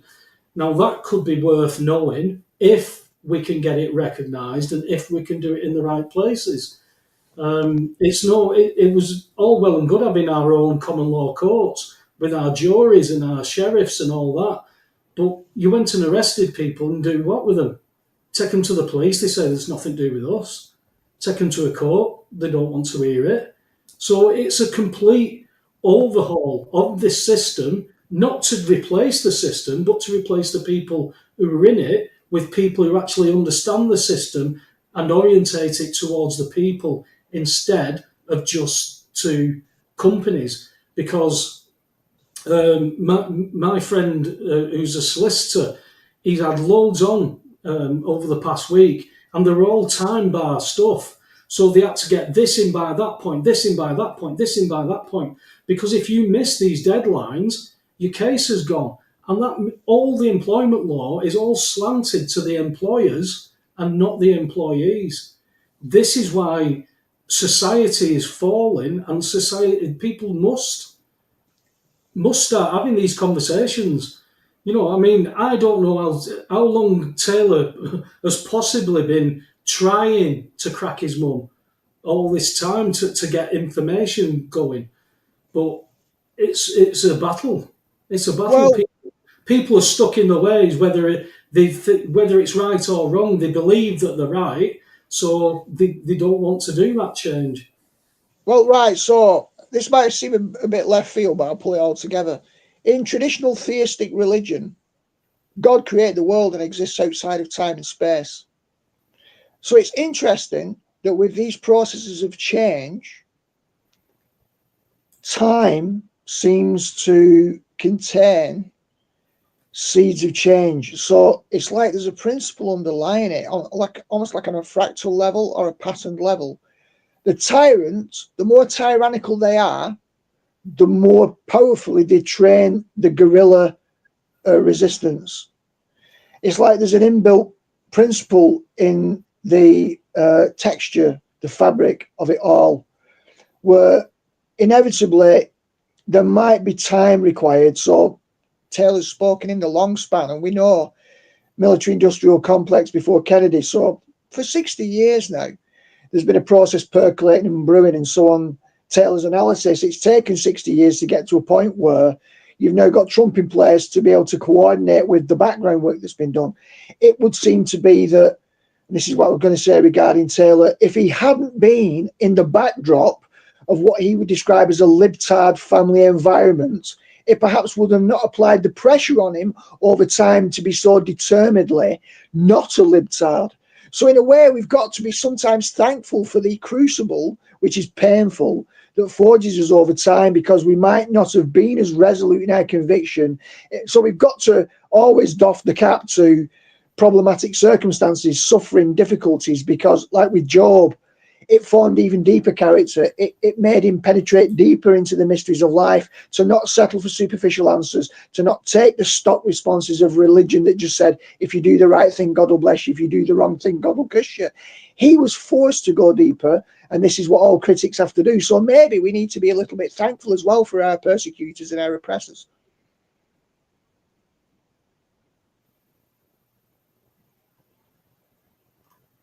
That's a good way to look at it. I like it. Yeah, it's constructive way of turning a negative into a positive. But again, we've got to start these conversations, haven't we? If we don't start them, I mean, we've got people who are far away from us, who maybe only interact with us every so often, but those people are more open than what you would find in your own household. Because I know my family, and friends, they know that there's something wrong. But if they unravel this, Alex, some of them won't leave the house. You know, and Yeah. I understand how debilitating that can be. There's no easy things for people. You know, I get a lot of people who say, I've not paid council tax for 15 years and I just ignore everything and I don't do this. People can't live like that, Alex. No, not You know, some sustainably, no. people can, but no. So when I was in court with all this stuff, I wasn't interested in arguing. I wasn't interested in getting away with something. I was interested in bringing everything up to the table. Let's sort this out.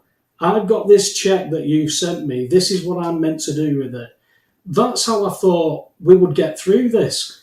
But I saw the greed. I saw the selfishness. I saw the fraud. I saw the corruption.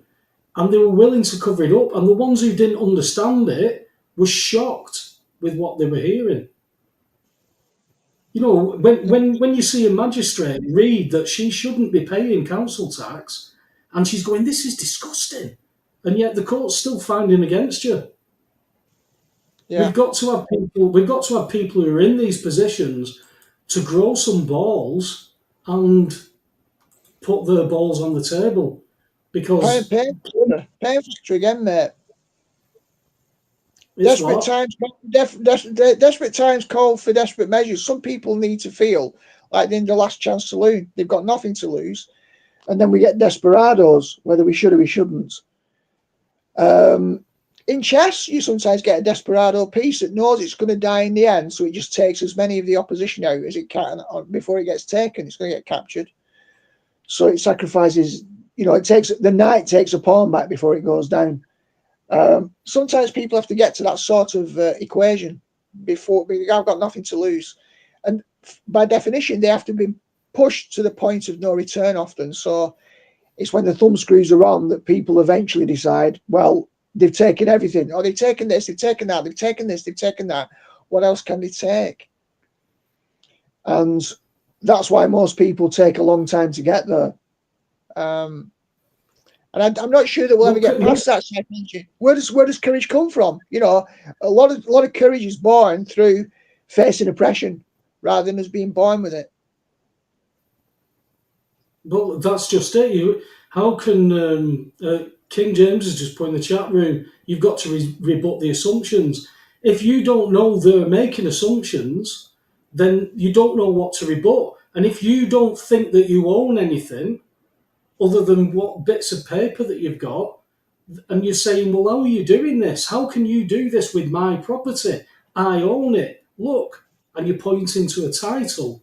You were saying, I've got a piece of paper that says I can live there, but you don't own anything. And you've acted that way because of how you've been taught. So now you turn around and you tell people, look, I know you've paid your mortgage off, but you don't own your property. It doesn't compute with them, Alex. They can't process that bit of it. Yeah. A bit further up the chat, just so I don't lose track of it here, because I have to go off screen to see the chat and then I can't see anything else. But Dennis asked this question. He says, Alex, I have a guest for you next week if you like. Now, I don't know if you saw that, but I don't know if Dennis could explain a little bit more about who this person, or what, not so much who the person is, but what the topic of interest might be, because I think that could be interesting. And I'm intrigued by that, because I don't think Dennis would make that suggestion lightly. So, give us a bit of a clue, Dennis, and perhaps that could happen. Depends how many he's in. Yeah. I've got Mo's mate. I think Aaron might be watching actually, but Aaron said that he'd come on tonight, but he'd rather come on with some of the stuff he wants to talk about. So there'll be a couple of guests coming up, but hang on. I've seen that. No, he's got the follow-up one as well. It's just come on. What, the question for Taylor? No, after that. It's his nephew. He wants to talk about the Bible. Oh, right. Oh, I'm with you. He's at the bottom, yeah. That's fair enough. Send me his details, didn't he? Just email me. Yeah, but Aaron will have some interesting stuff to talk about as well. So we'll certainly be able to get things mixed up a little bit. I think, yeah, that's what we're aiming to do, isn't it? To try and find a bridge between practical, real world, everyday challenges with boots on the ground, with politicians making, like Starmer, I shouldn't call him a politician, should I? Snakes, basically in government, driving a steamroller through town. We've got to live in the reality of that, what it means. We can't stick our head in the sand unless we want to get caught unawares. And yet we've got to try and connect that to the underlying and maybe bring a spiritual dimension, not just as explanation, but also as hope, also as vision, also as way forward. Because when we went down to Ilfracombe, it was the R word, wasn't it? And even in the church down there, revival. And even under Westlake, for example, we never had a revolution here. We had a spiritual equivalent, kind of a revival, which was a different way of putting some order, spiritual and moral backbone back into the populace that, in terms of the culture, had been lost. So we've got both senses of that the spiritual struggle, the battle with evil, but also the visionary aspect, the hope, the possibility of a revival. So holding those polarities together of modern life, culture, real challenges, you know, if people are injecting substances deliberately to execute people but get away with it, it's not something we can afford to have a namby-pamby attitude towards. And at the same time, there's also the profoundly individual questions of my own life, purpose, meaning, how I navigate the state of the world, how I find peace, but without that peace just being some escape, just not using God as some sort of different way of sticking your head in the sand. And they all lived happily ever after. So it's not an easy path to integrate and synthesize, but definitely we've got to keep trying. Yeah. Well, we're coming up to 10 to 10, nearly cowboy time. Taylor, have you got anything to say in closing that your mum won't shout at you for? I'd like to give some homework if you don't mind. It depends. Are you going to speak with that very low? You're just saying the right tone of voice, Taylor, and don't let on.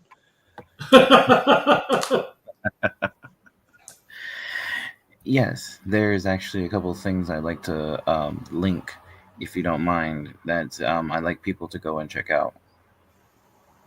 If you email me the links, I'll put them in the description box. Okay. I appreciate that. It's a couple books. They're short books. I mentioned them before last week. Or not last week. Last time we talked, I think. I'll put them out. I'll put them in the description box. The books. Oh, okay. Is it about the PSYOP? Is it about the PSYOP in the 1960s? Something for Dummies. Something for Dummies, yes. Well, that and also other stuff as well. Yeah, peace and love. Peace and love, man. I'm a hippie. Communist movement. So is that all you've got to say in closing, my friend? Well, I wouldn't have a lot more to say, but I'm afraid to say it. So, all I can say is, mate. Got to fight the oppression. I agree, and please subscribe to my channel and everything. Does your mum vet people? But all right, that's about all. But thanks for putting up with this little inconvenience tonight. Well, we totally understand that it's occupational hazard having a mind of your own. Yeah. But all right, I'll see you guys later. I'll send you send me an email after the show, all right? And try and get into somewhere for next week where you're not in as close vicinity. Okay. Yep. All right, mate. You take care, brother. I'll speak to you through the week. Look after yourself. Take care, everyone. Bye. Man. Bless. Alex, in closing, sir? I don't really know. I think... You only sounded like Mavis then. I don't really know. And I don't even watch Carrie, but I remember that voice. Oh, you've got to remember Mavis, though. Well, yeah. She was your dream woman, wasn't she? And Mavis. I tell you, they don't make women like that anymore. So, yeah, I think I felt a bit lethargic because I'd had like a sleep in that, unscheduled.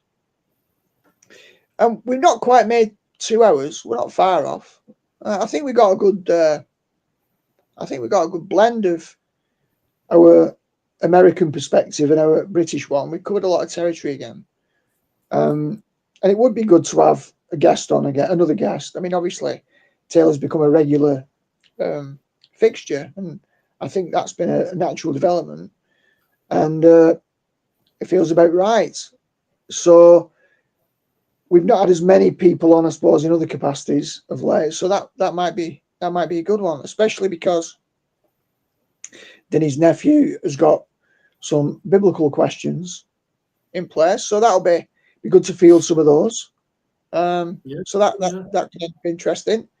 And I would encourage, again, anyone, for example, before we went down to Ilfracombe, something outside of our hands, which was Donnelly, who was on the show a while ago, something came to life and started to, in its first breaths, it started to take on a shape and form of its own.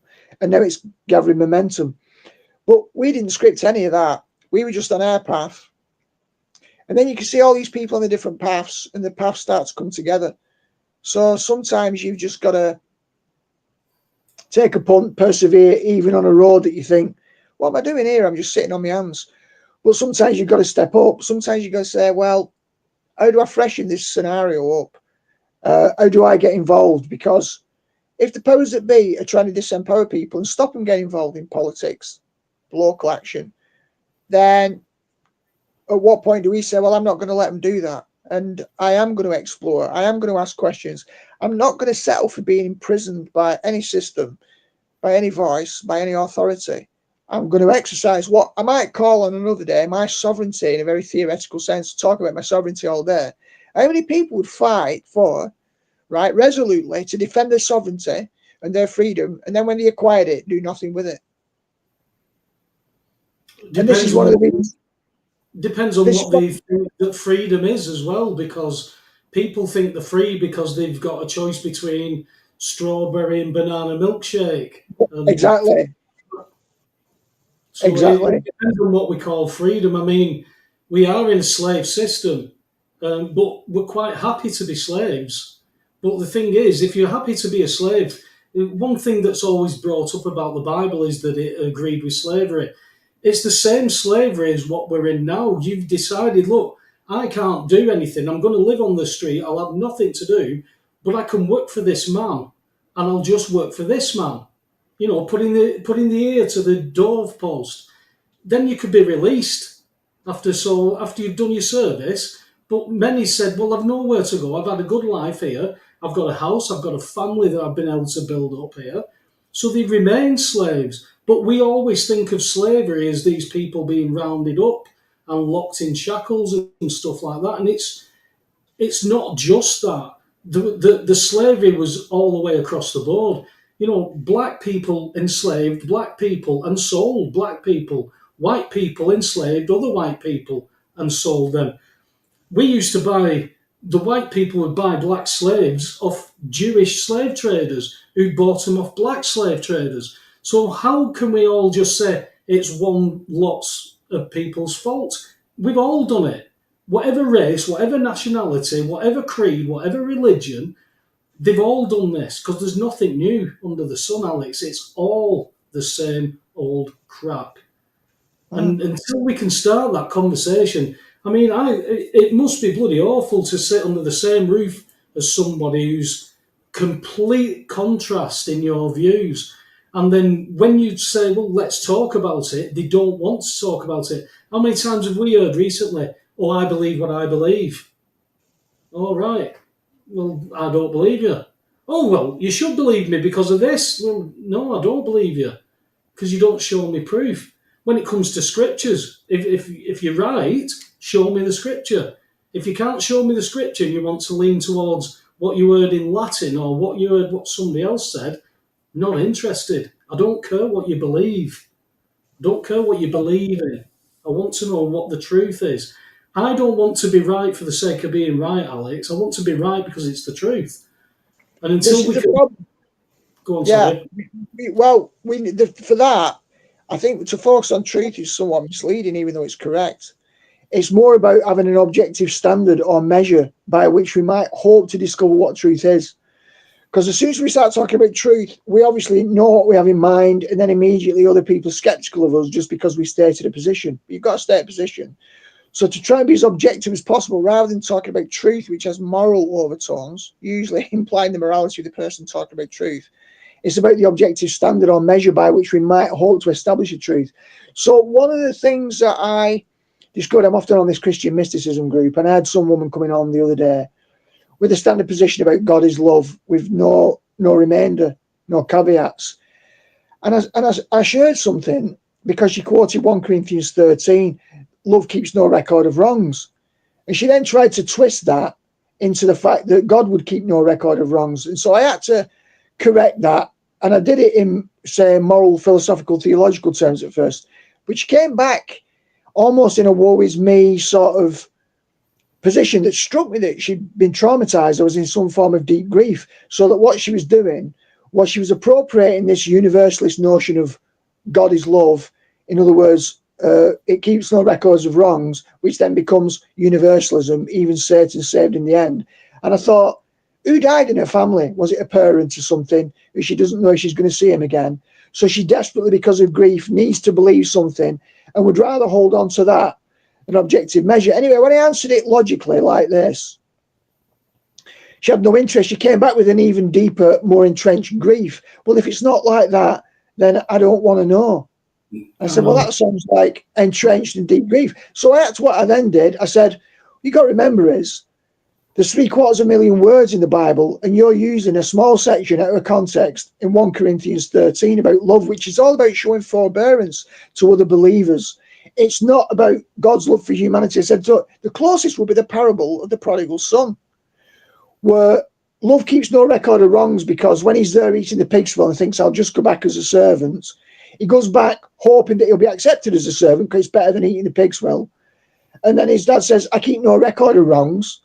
And then his brother gets alienated because he's going to kill the fatted calf. Now, the point there is I had to say to us, if you extend the principle, you've got that earthly father there keeping no records of wrongs because he forgives his son, even though he's a flawed earthly father. Why?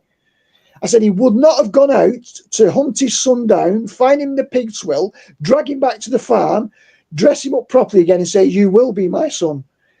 I said, and that's the difference. God is love does not mean God becomes coercive and forces us to love him back. So her position on God is love was a fantasy. She had no objective measure. What she was making the objective measure was the pain of her own grief. Well, that's the pain of her own grief, wanting to create God in the image of that grief. We need an objective standard. And for us, that's where the Bible comes in. And people say, oh, the Bible's made up by men, or it's been changed by men, or whatever. But then they replace it with documentation of their own, which was also created by men. Why would that have a greater authority? So you can never have something where you can sit down with somebody and say, this is definitively true, because it's just a claim. But we've got to establish criteria by which we could say, how might we hope to ratify this statement as true?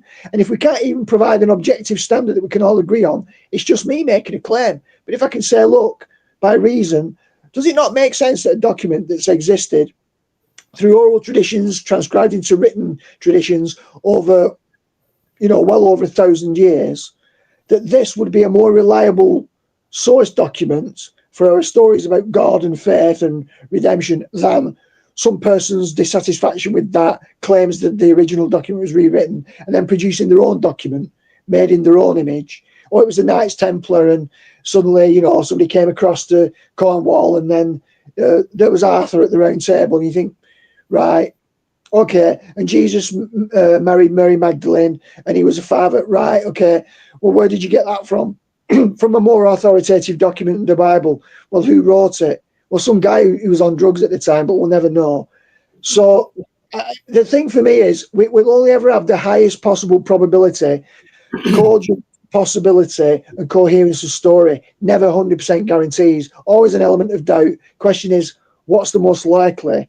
So what I would say is, that we have to go on the quest, that we never lay down what is the objective standard that might back up my experience. Otherwise, it's just me talking out my hat. Well, I've said it in my testimony, Alex, that when I realised that the Bible had a man in it called Jesus who said, I'm the way, the truth, the life. Nobody gets to the Father but by me. And all these liars from other religions said that was wrong. They all laugh at him, they all mock him, and nothing else is mocked. So that is intriguing that all these liars would do that. I understood the story. We needed this sinless human sacrifice, but all flesh was corrupt. So it had to be a divine intervention. Otherwise, nothing would work because it's all subjective, and we might as well just do what we want. If we're all just going to end up in heaven saying, "Oh, you thought this," "Oh, you idiot," it seems like there's a real story behind all this. And when you see a Bible that has all these books written in all these languages, and they all say the same thing, they don't detract, they don't contradict. It was just, it's too. Yeah, I don't do coincidence, Al. You just said, however you worded it, that we get to a presumption that all this seems very plausible. All this is fact for what we can ever do as factual. All these apostles went to the deaths in various ways, preaching a lie. All they had to do was go, no, made it up. That's all they had to do, but they didn't. They were turned upside down and sawn in half and crucified and stuff like that for a lie. Nobody would do that. Nobody would do that Well, for a lie. there'd have to be psychotic, and there'd have to be a lot of psychotic people believing the same psychotic fantasy rather than having a separate psychotic fantasy in their heads. So it would be a collective delusion that I think we'd never seen the likes of before. At this Now level. we're going over to the opposite. We're going over to the bloodlines who believe that they can win all this. Exactly. It's bonkers, mate. It's bonkers. All interconnected, and it will never cease to be. We've just got to pick it apart and retain a critical perspective, bring the evidence to the table, sift through it, ask the hard questions, synthesize creative solutions, test them out. There's no easy or one-way ticket. It's back and forth, back and forth, back and forth. Ask the question, be in pain, ask more questions. You get a payoff in the end because truth has this way. Truth has this way of bringing about life. There was a nice cryptic thing I just said. Very nice. You just speak in poems, you, mate. That's all I do, mate. Occupational hazard. Speak to you in a sec, mate. No worries. So we managed to just creep over the line of 2 hours. If you've managed to hang on with us for this length of time, thank you for hanging in. Hopefully, if I've got any guests coming on for next week, I'll let you know when I advertise it. We want to keep this fresh. We don't want to just keep coming on regurgitating because it is all bad stuff that's going on. But people are mentioning solutions. There's a few, like I said, the Private Members Association, that could be a foothold at the very least. But people have had enough. People have had enough of having their houses stolen off them and having money stolen off them. And money doesn't even really exist. We can't even get into that conversation until people understand what a debt-based economy is, and if you're a creditor, what you should actually be doing in that debt-based economy. And believe it or not, it's not paying your bills. But until you actually get to that brick wall, you're never gonna bother. So we just have to keep doing what we're doing. Thanks again for listening, and hopefully, God willing, see you all next week. Night, God bless.